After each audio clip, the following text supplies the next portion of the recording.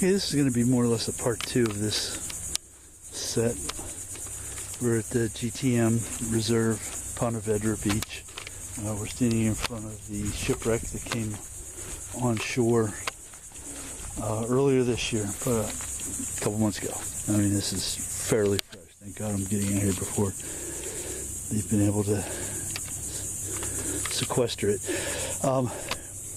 The experts who have examined this so far are saying that these ribs are numbered in Roman numerals on the sides. I can't find them, but I'm not an expert. So they're saying that 18 to 31 are present. The rest are missing. Therefore, if we're going logically, we're going to have to say that this is about half the ship. So this thing would have been twice this long. It would have extended out another 42 feet. They're saying this is 42 feet long. So that in and of itself is incredible. What really stinks is they're saying that some people looted some of this, some of the ribs before they were able to get to it and get it out here. Which, I mean, gosh, you gotta be kidding me. I mean, keep it intact. Researchers research.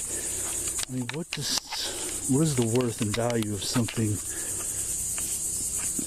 Anyway, I'm not going to pontificate on morality here. It's just incredible to know that this was that much bigger, that much longer. I find many things fascinating about this find, but one of them I'll point out here is the Atlantic Ocean sand. Seashore, sea bottom. It's not seashore, but sea bottom. The ocean floor. That had been, all this is original sand that would have washed over this, over the centuries, over and into this shipwreck. And this is what, when the waves and the tides and everything kicked this up onto shore earlier this year, this was still in there, and it's still in there now when they brought it over here. So that's kind of cool. You have the remaining ribs that are here. How many are there? 2, 4, 6, 8, 10, 12, 16, 18, 22, 4, 6, 8, 9, and one that should be in the middle of those two, so that would be 29 to 30. There's 29 here, 30 that would have filled in that gap. But anyway, and at least twice this many that would have continued on down. Interesting to note several things. Looking up under here, we see more of how they've constructed it. They've cut this off at a direct angle, obviously to make one of these planks be able to fit on there. So I guess that plank would have been one of the planks that held it all together. Not sure how that worked as far as this being the bottom. There might have been some other planking on that created the bottom, that the surface of the water that actually touched the surface of the water that floated on. Of course, there would have been some leaks. No matter what you do, there's going to be some leaks. But obviously, that was their primary focus and goal, was to prevent the leaks. We have the dowels that we saw earlier, still intact. The brass that I have no explanation for, but I'm going to find out from the researching from the people who do know. We don't know how many more planks there would have been on top of these.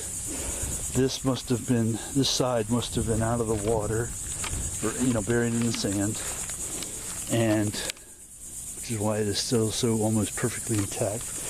Whereas this side is completely chewed up. You see the difference then, all of that remains, like a foot or so of it remains. And on this side it doesn't, so that must have been exposed to the water. It's all broken off, it's all chipped off. Maybe passing fish, maybe just general rot from the water, who knows. But we can see here we have 4 levels that we know of for sure, and these would have sat very tightly together, very snug.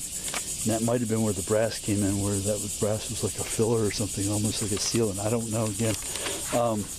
kind of cool this here, where we see this brass, there's a hole there, but the hole doesn't appear to go anywhere. So, again, don't know about that. Find out more. More news later, folks. This is phenomenal. Just staggeringly, unbelievably phenomenal. The Roman numerals, I'm going to leave here without having found them, but I really don't want to, only because I have other places to go. My first reaction is just to continue to look, because they've got to be somewhere. If they're saying they're here, they've got to be somewhere, but I don't see them. And I've looked all over these things. I mean, they wouldn't have to be marked in yellow highlighter, but geez, I mean, I think you could see them. I don't see them. Maybe they're on the inside somewhere. But anyway, brass and wood, man, floating in the ocean. And again, we don't know anything more about this ship other than it was built in the 18th or 19th centuries by people who used Roman numerals, which would have been the entirety of the civilized world at that time. We also know that this is probably a cargo ship, and that cargo ships fly these waters like semi-trucks through the interstate these days. This would have been a very,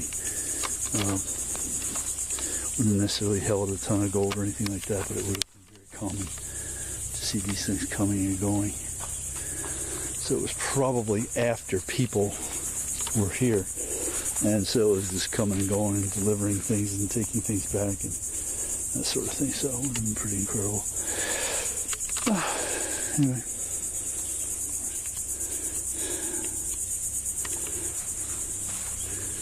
Trying to think of things I missed on the first video. I'm sure there's a lot of them. That's pretty neat. The way that just sits out there. So that would have tacked down something. Both of these holes here and here would have been a continuation of this right here. And it's interesting, there's half a hole through there. I wonder what the purpose of that was. Maybe that's where some, no, I don't know. They're on all of them. That little half a hole.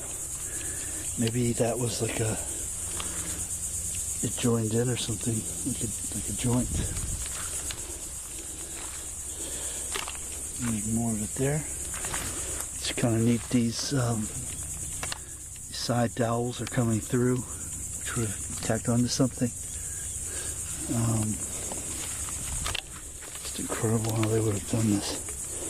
All of this would have been hand labor. I mean, no drills or anything like that.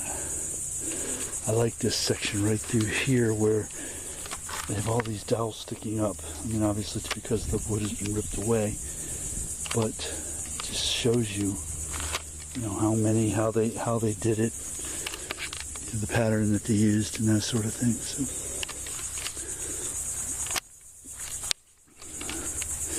hard labor. They wouldn't know any difference. They wouldn't have had the first clue that they were working harder than people 200 years later would.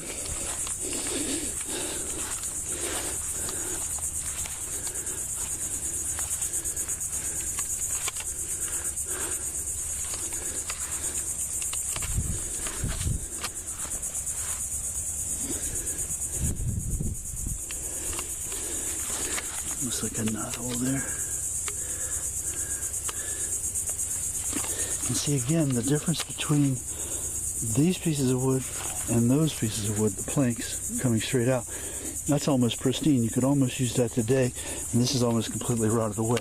This had to have been in the water on its side, that side being in the dirt, in the sand.